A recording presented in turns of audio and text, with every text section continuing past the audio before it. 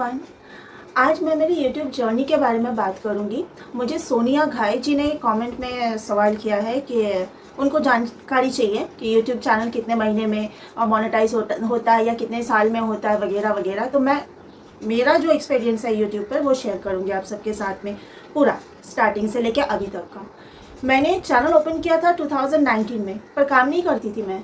Channel open करने के बाद कभी एक वीडियो 15 दिन में एक वीडियो अपलोड किया तो किया, या तो महीने में 2 वीडियो अपलोड किया तो किया, या 2 महीने में किया। उसके बाद जब मेरे पापा की डेथ हो गई उसी साल में, मैं 3-3.5 महीना तक कोई वीडियो नहीं, कहीं कोई सोशल प्लेटफॉर्म पे मैं एक्टिव ही नहीं थी, कहीं पे भी नहीं।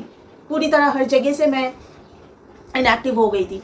उसके बाद कुछ लोगों के कहने पर, मतलब आप काम करो, थोड़ा माइंड डाइवर्ट होगा, थोड़ा अच्छा लगेगा, ऐसे दुखी होकर मत बैठो। उसके बाद 3-3.5 महीने के बाद फिर थोड़ा थोड़ा मैंने वीडियो अपलोड करना स्टार्ट किया। तब 2020 आ चुका था, 2020। उसके बाद लॉकडाउन लग गया, और जब लॉकडाउन लग गया कोविड के टाइम पे, तो मेरे पास टाइम ही टाइम, बाहर तो जाना नहीं पड़ रहा है काम करने के लिए, ना शूट ना शो ना इवेंट ना कुछ, घर पे बैठो। तो मैंने क्या किया, थोड़ा वीडियोस पे ध्यान देना स्टार्ट कर दिया 2020 के अप्रैल महीने से। थोड़ा वो भी रेगुलर वीडियो नहीं अपलोड करती थी जैसे कि अब कर रही हूँ, वैसा नहीं करती थी, और 2-3 दिन छोड़ छोड़ के हफ्ते में 2 या 3 वीडियो अपलोड कर लिया इस तरह। तो उसके बाद क्या हुआ, फिर मैं इनएक्टिव होने लगी। मैं कभी भी प्रॉपर काम नहीं करती थी। तो जब कोविड के टाइम पे, जब लॉकडाउन चल रहा था, उस टाइम पे जो मैं हफ्ते में 2 या 3 वीडियोस अपलोड करती थी, वही टाइम था जब मेरा 1000 सब्सक्राइबर पूरा हुआ था। और यूट्यूब का पॉलिसी क्या है कि आपको 1000 सब्सक्राइबर मिनिमम 365 दिन में पूरा करना है, और 4000 वॉच आवर्स पूरा करना है। यानी कि पूरे साल में आप जितने भी वीडियोस अपलोड किए हो, टोटल वीडियोस का 4000 वॉच आवर होना चाहिए। ये यूट्यूब का पॉलिसी है। तो मेरा 1000 सब्सक्राइबर हो चुका था। अब बारी आती है वॉच आवर की। वॉच आवर मेरा पूरा नहीं हुआ था। जैसे 1000 मेरा वॉच टाइम सब्सक्राइबर पूरा हुआ, तो मेरी एक यूट्यूब की ही सहेली थी जिनका खुद का भी चैनल था यूट्यूब पर। उन्होंने मुझे इंस्टाग्राम पर मैसेज किया कि तू है ना, मतलब दोस्त है, बहुत अच्छी हम लोग दोस्त हैं, सहेलियाँ बन चुके हैं हम लोग।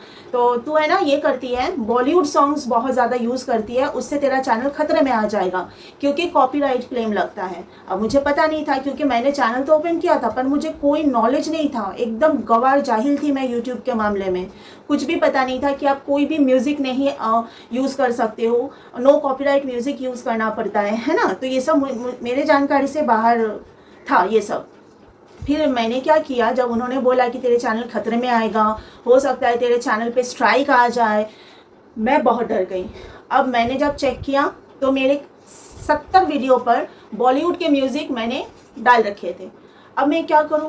तो सहेली ने बोला क्या क्या तो प्रोसेस था। वो बोला ये प्रोसेस में जाके तू उन सर्टेन वीडियोस में से जो म्यूज़िक है वो हटा दे। अब मैं वो कर रही हूँ तो बहुत मेहनत जा रहा है, बहुत मेहनत, और मैं डरी हुई हूँ कि मेरा चैनल पे स्ट्राइक ना आ जाए अचानक से, क्योंकि मैं तो जाहिल हूँ यूट्यूब के मामले में, मुझे कोई जानकारी नहीं है।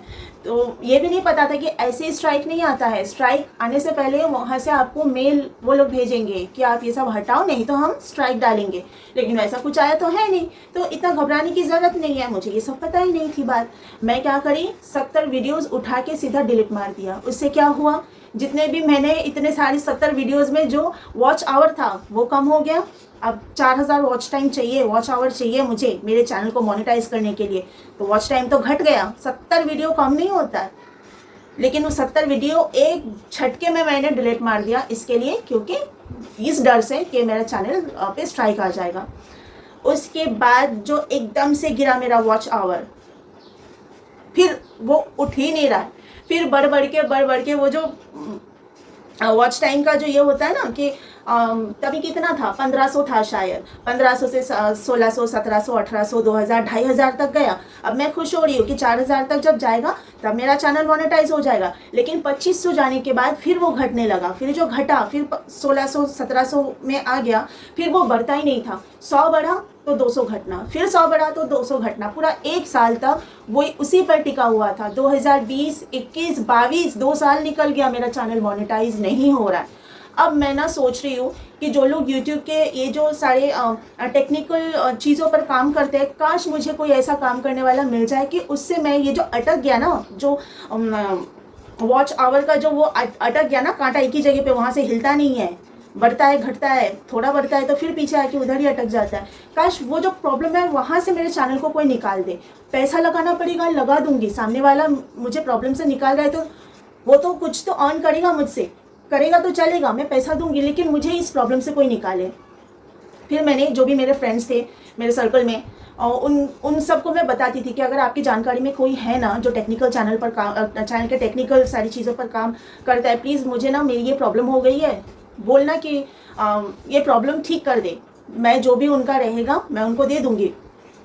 तो मेरा एक फ्रेंड था, हम लोग साथ में थिएटर कर रहे थे, थिएटर के जब रिहर्सल चल रहा था तब मैंने बोला, तो वो फ्रेंड का ही फ्रेंड था, वो ये सब काम करता था।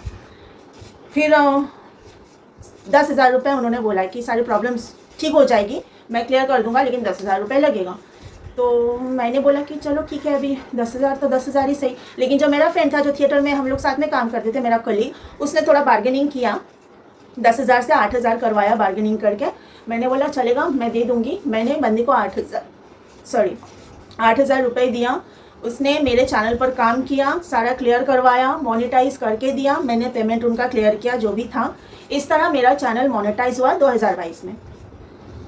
2022 में नहीं, 2023 में, मेरी शादी से पहले मेरा चैनल मोनेटाइज हुआ।